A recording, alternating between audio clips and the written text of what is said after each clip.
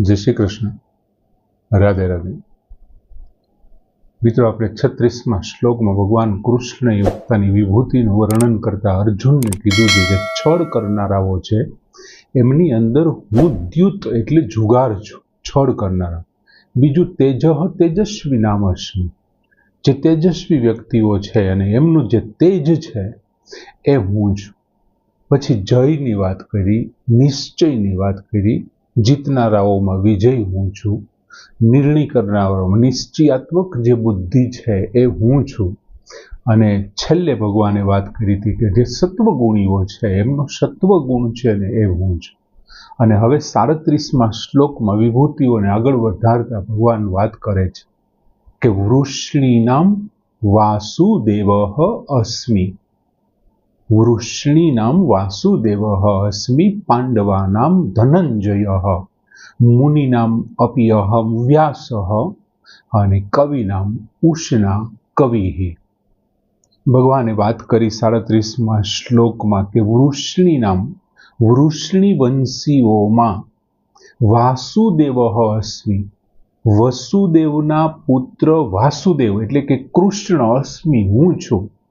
આખો ભગવાન કૃષ્ણનો જે વૃષ્ણી વંશ છે એમની વાત કરે છે. ભગવાન શ્રી રામનો જેમ રઘુવંશ છે અને યદુ એમનું કુળ છે અને વૃષ્ણી વંશ છે, એમ ભગવાન કહે છે વૃષ્ણી નામ વાસુદેવ અસ્મિ, વૃષ્ણી વંશીઓમાં હું કૃષ્ણ છું, અને પાંડવા નામ ધનંજય, પાંડવોમાં હું ધનંજય છું, પાંડવોમાં ધનંજય છું.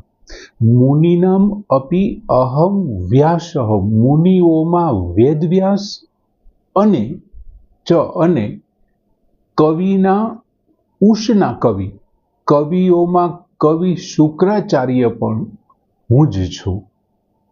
મુનિનામ અપી અહમ વ્યાસ, મુનિઓમાં હું વ્યાસ છું, કવિનામ ઉષ્ણા કવિ, અને કવિઓમાં કવિ શુક્રાચાર્ય પણ હું જ છું. એમ હવે ભગવાને પહેલી વિભૂતિ 37ના શ્લોકમાં એમ કીધું કે વૃષ્ણી નામ વાસુદેવ.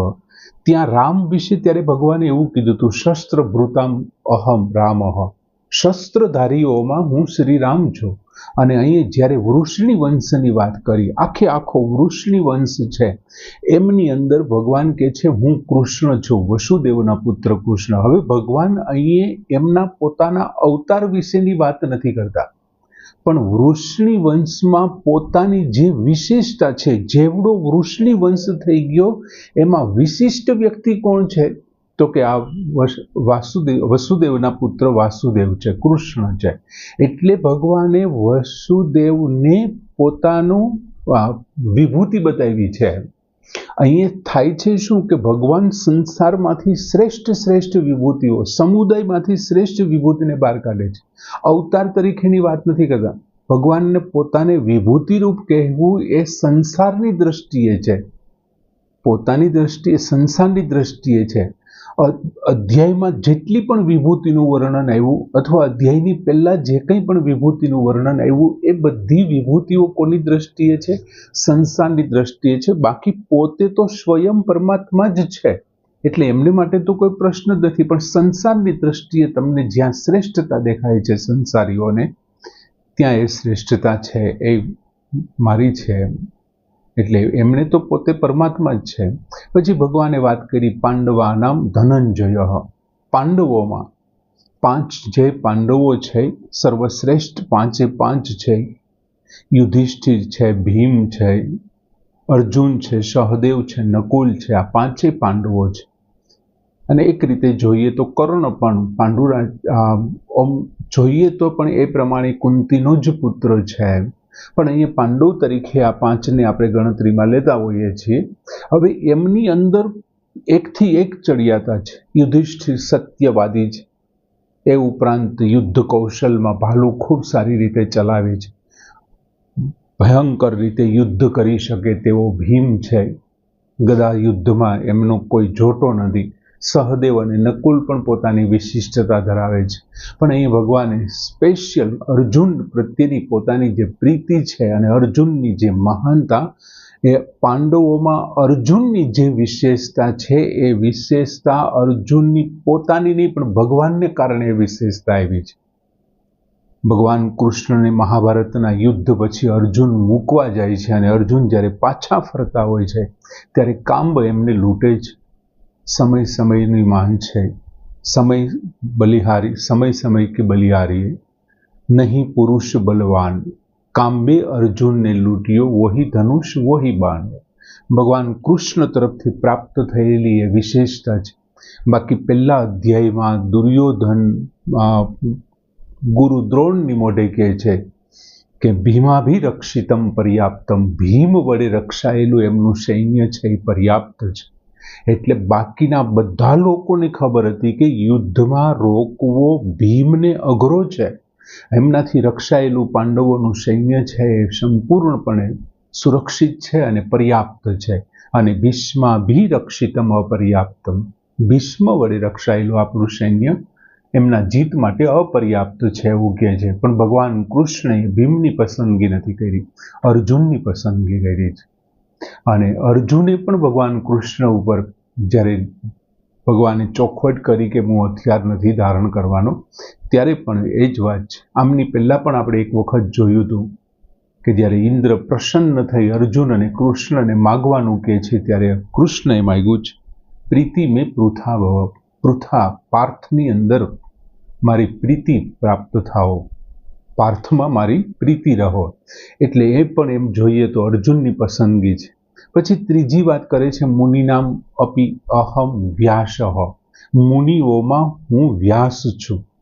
વ્યાસજી વિશે શું વાત કરવી આપણે, અને શું કરી શકીએ? એમ સૂર્ય તપતો હોય અને દીવો લઈને કોઈ વસ્તુ શોધવાનો પ્રયત્ન કરીએ ધોમધકતા તાપમાં, એમ વ્યાસજી વિશે તો આપણે શું બોલી શકીએ? પુષ્પદંતે જે લખ્યું છે શિવ માહિમ્ન સ્તોત્ર, એમાં જે વાત આવી છે અસિત ગિરિશમમ સ્યાત કજ્જલમ સિંધુ પાત્રે સુરતરુવરી શાખા લેખની ઉર્વી. જો આવું બધું કરવામાં આવે ને તો વ્યાસજી વિશેના વખાણ આપણે ન લખી શકીએ અથવા એમની સ્તુતિ ન કરી શકીએ. વિશાળ નેત્ર વ્યાસ વિશાલ બુદ્ધે ફૂલ અરવિંદ આયત પત્ર નેત્રે, એવો એક ઘણા સમય પહેલા મેં એક શ્લોક વ્યાસજીની સ્તુતિમાં વાંચ્યો હતો. એમ બીજું, આપણે જો વેદોના 4 ભાગ પાડીએ તો વેદ છે, પુરાણ છે, ઉપપુરાણ છે અને મહાભારત છે. એમાં મહાભારતની અંદર દરેક પ્રસંગો, દરેક કથા વસ્તુ, દરેક પાત્રો, કોઈ વસ્તુ બાકી નથી રાખ્યું. આખું સંસ્કૃત વાંગ્મય, આખું સંસ્કૃત સાહિત્ય એ વેદવ્યાસજીની જ કૃપા છે. 18 પુરાણ, એમાં ભાગવત પુરાણનું મહત્વ તો આપણે અત્યારે તો આ ચૈત્ર મહિનો ચાલે છે, ક્યાંક ને ક્યાંક પુરાણ ભાગવત સપ્તાહ જ્ઞાન યજ્ઞ ચાલતો જ હોય છે. ભાગવતની અંદર જે વિશિષ્ટતા, દુઃખની વાત તો એ છે કે અત્યારે ભાગવત કથાઓ જે થઈ રહી છે ખબર નથી પડતી કે જ્ઞાન યજ્ઞ છે કે પછી બીજું કંઈ છે. કેમ કે એટલા બધા પ્રસંગો, એવા પ્રસંગોને મહત્વ અપાઈ ગયું છે કે જે સાચું જાણવાનું હોય ને કદાચ એવું લાગે છે કે એમાં કંઈક બીજું છે. ભાગવતમાં જે ભાગવતની મૂળ કથા વસ્તુ પરીક્ષિત રાજા અને એમને જે સર્પદંશ થવાનો છે અને એમના શાંતિ માટે, એમના ઉદ્વેગને શાંત કરવા માટે, એમના શાંતિ માટે, એમની પરમ શાંતિ માટે જે વર્ણન કર્યું છે સુખદેવજી મહારાજે, એ બધી વસ્તુઓને જાણે ગૌણ બનાવી દીધી હોય અને બાકીના જે અમુક વસ્તુઓ કે આ કરવું તે કરવું. ઘણી વખત ભાગવત જ્ઞાન સપ્તાહની કંકોત્રીઓ જ્યારે મળતી હોય છે પત્રિકાઓમાં, એમની અંદર પ્રસંગોનું વર્ણન હોય છે. એ પ્રસંગોના વર્ણનથી જ ખબર પડી જાય કે અહીં જ્ઞાન યજ્ઞ થવાનો છે કે સપ્તાહ થવાની છે. જે હોય તે ક્યારેક તો સાચું જે કાંઈ છે લોકો સુધી પહોંચશે. બીજું, વેદોના 4 જે આપણે વ્યાસજીને કારણે સંપૂર્ણ સંસ્કૃત સાહિત્ય શોભે છે, એટલું જ નહીં સંપૂર્ણ એમની કૃપા છે. અત્યારે પણ જો કોઈ નવી રચનાઓ થાય છે ને તો એમનો આધાર તપાસો ને તો એ કદાચ મહાભારતમાંથી અથવા તો પુરાણમાંથી નીકળશે. એક અત્યારની નવી રચનાઓ પણ વ્યાસજીની એઠી કરેલી છે, એમનું બોટેલું છે, એઠું કરેલું છે. સંસ્કૃતની અંદર એક કહેવત છે વ્યાસોચ્છિષ્ટમ જગત સર્વમ, વ્યાસે જગતમાં ઉત્પન્ન થઈને બધું જ એમનું એઠું છે, જ્ઞાન જે કાંઈ છે મહાભારતમાં છે એ બાકીને બધે જ છે, અને જે મહાભારતમાં નથી ને બીજે ક્યાંય નથી. કેટલા કવિઓ, કેટલા પંડિતો બધા એમના આધારો લઈ અને પોતાના જ્ઞાનને રજૂ કરતા હોય છે. પછી ચોથી વિભૂતિમાં ભગવાન કહે છે કવિ નામ ઉષ્ણા કવિ. કવિઓની અંદર હું કવિ શુક્રાચાર્ય છું. હવે જે શાસ્ત્રીય સિદ્ધાંત જે લોકો જાણતા હોય છે કે ભાઈ શાસ્ત્ર પ્રમાણે આ સિદ્ધાંત છે, એવા લોકોને પંડિત કહેવાય. અને એ જે પંડિત છે ને એ બધા માટે કવયઃ શબ્દ વપરાણો છે, કવિ શબ્દ વપરાણો છે. એવા કાવ્ય લખે એ કવિ એવું નથી. જે શાસ્ત્રીય સિદ્ધાંતોને જાણનારા પંડિતો છે, અત્યંત બુદ્ધિશાળી વ્યક્તિઓ માટે કવિ એવો શબ્દ કહેવાતો હોય છે. હવે આ બધાની અંદર આ જે બધા શાસ્ત્રીય સિદ્ધાંતો જાણવાવાળા છે એ બધા કવિઓની અંદર શુક્રાચાર્ય સર્વશ્રેષ્ઠ છે. શુક્રાચાર્ય એટલે દૈત્યોના ગુરુ છે. બીજું, એમને સંજીવની વિદ્યાના પોતે જ્ઞાતા છે. સંજીવની વિદ્યા છે દેવો પાસે પણ નહોતું, એટલા માટે તો એક વ્યક્તિને શુક્રાચાર્ય પાસે છલ કરી અને સંજીવની વિદ્યા શીખવા માટે મોકલવામાં આવે છે.